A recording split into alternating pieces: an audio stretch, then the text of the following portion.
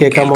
തീർച്ചയായും. ചോദിച്ചു. ചോദ്യം ഇതാണ്, ഈ ഹജ്റൽ അസ്വദിനെ മുത്തിക്കഴിഞ്ഞാൽ അല്ലെങ്കിൽ തൊട്ട് കഴിഞ്ഞാൽ പാപം മോചിക്കും എന്നുള്ള ഹദീസുകളുടെ റെഫറൻസ് ആദ്യമേ തന്നെ ഒന്ന് തരാമോ? തിർമിദിയിലെ ഒരു ഹദീസ് പറയുന്നു, ഹജറുൽ അസ്വദ് സ്വർഗത്തിൽ നിന്നുള്ള ഒരു കല്ലാണ്, അത് പാപങ്ങളെ തുടച്ചു നീക്കും.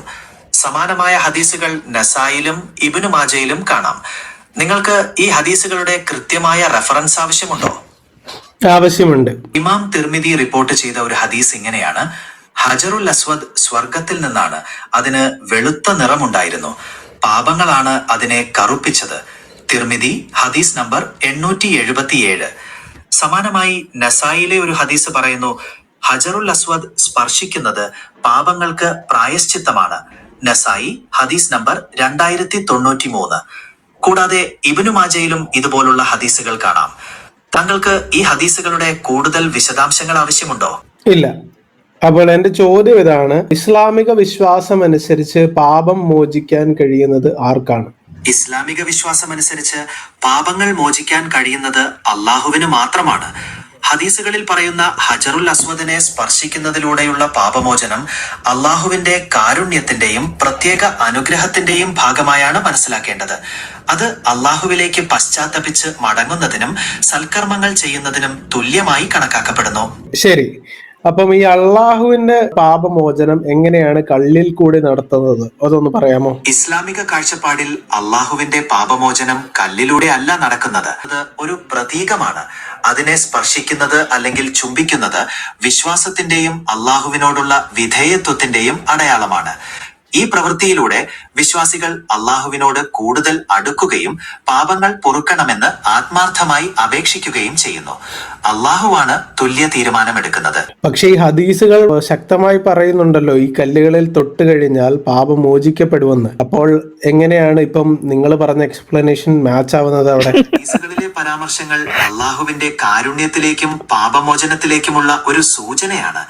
കല്ല് സ്വയം പാപങ്ങൾ മായ്ച്ചു കളയുന്നില്ല, മറിച്ച് ആ പ്രവൃത്തിയിലൂടെ വിശ്വാസി അള്ളാഹുവിനോട് അർപ്പിക്കുന്ന ഭക്തിയും ജെമിനി ഇത് കേൾക്കൂ. ഇത് ജെമിനിയുടെ എക്സ്പ്ലനേഷൻ ആണ്, എനിക്കതല്ല വേണ്ടത്. ആ ഹദീസുകളിലെ പരാമർശമാണ് എനിക്കറിയേണ്ടത്. ജെമിനിയുടെ കയ്യിൽ നിന്ന് എനിക്കൊന്നും വേണ്ട. ഈ കല്ലുകൾ പാപം മോചിക്കുന്നു എന്നല്ലേ അവിടെ പറഞ്ഞിരിക്കുന്നത്? ഹദീസുകളിൽ അങ്ങനെ പരാമർശമുണ്ട് എന്നത് വസ്തുതയാണ്. തിർമിദിയിലെയും നസായിലെയും ഹദീസുകൾ നേരിട്ട് പാപമോചനത്തെക്കുറിച്ച് പറയുന്നുണ്ട്. ഈ പരാമർശങ്ങളെ വ്യാഖ്യാനിക്കുന്നതിലാണ് വ്യത്യാസങ്ങൾ വരുന്നത്. വ്യാഖ്യാനം എന്താണെന്ന് അറിയണ്ട. ഈ ഹദീസുകളിൽ ഡയറക്റ്റ് ആയിട്ട് പറയുന്നു ഈ കല്ലുകൾ പാപം മോചിക്കുമെന്ന്. അപ്പോൾ ഈ കല്ല് അള്ളാഹുവിന് തുല്യമായില്ലേ?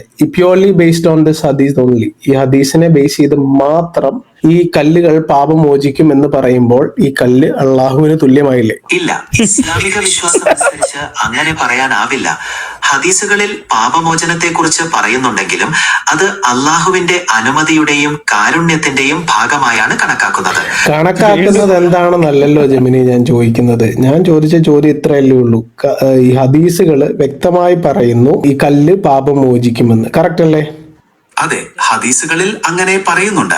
ഇനി അവിടെ നിൽക്ക്. ഓക്കെ, ഹദീസുകളിൽ അങ്ങനെ പറയുന്നുണ്ട്. ഹദീസുകളിൽ ഈ കല്ല് അള്ളാഹുവിന്റെ കൈയാണെന്ന് ഹദീസുകൾ പറയുന്നുണ്ടല്ലോ. അല്ല, ഹദീസുകളിൽ അങ്ങനെ പറയുന്നില്ല. ഹജറുൽ അസ്വദ് അള്ളാഹുവിന്റെ കൈയാണെന്ന് പരാമർശിക്കുന്ന ഹദീസുകൾ ഞാൻ കണ്ടിട്ടില്ല. തെളിവ് തന്നാൽ തിരുത്താമോ? തീർച്ചയായും. താങ്കൾക്ക് തെളിവ് ആവശ്യമുണ്ടെങ്കിൽ ഞാൻ അത് നൽകാം.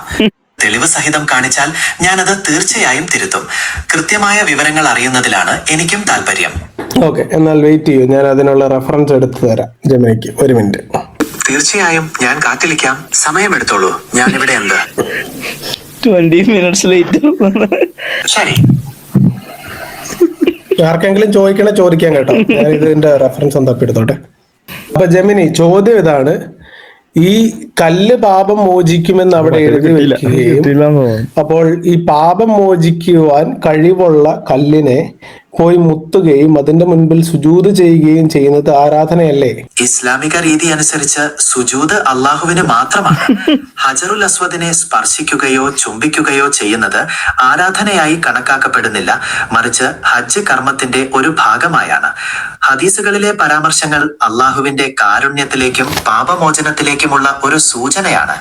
താങ്കൾക്ക് ഇതിൽ കൂടുതൽ വ്യക്തത ആവശ്യമുണ്ട്. ഞാൻ ഈ പറയുന്നത് കേൾക്കുക. ഹദീസുകൾ വ്യക്തമായി പറയുന്നു ഈ കല്ല് പാപം മോചിക്കുമെന്ന്. കറക്റ്റ് അല്ലേ? അതെ, ഹദീസുകളുടെ നേരർത്ഥം അതാണ്. താങ്കൾ ജെമിനി ഉത്തരം പറഞ്ഞു. ഈ ജെമിനി മുസ്ലിങ്ങൾ ഉണ്ടാക്കിയതാണോ? ആണോ ജെമിനി? അല്ല, ജെമിനി ചോദിച്ചു കഴിഞ്ഞു കഴിഞ്ഞാൽ കാക്കാമാരെ പോലെയാ.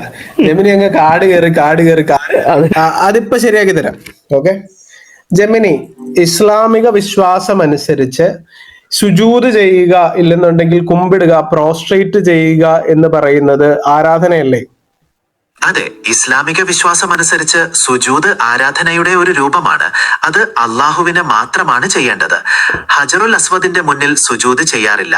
മറിച്ച് അതിനെ സ്പർശിക്കുകയോ ചുംബിക്കുകയോ ചെയ്യുന്നത് ഒരു ആചാരവും വിശ്വാസത്തിന്റെയും പ്രതീകവുമാണ്. ഓക്കെ, ശരി. അപ്പൊ എന്റെ ചോദ്യം ഇതാണ്, നിങ്ങൾ ഈ ഒരു സംഭവം പാപം മോചിക്കുമെന്ന് പറഞ്ഞ് വിഗ്രഹാരാധിയായിട്ടുള്ള ഒരാൾ, ഓക്കെ,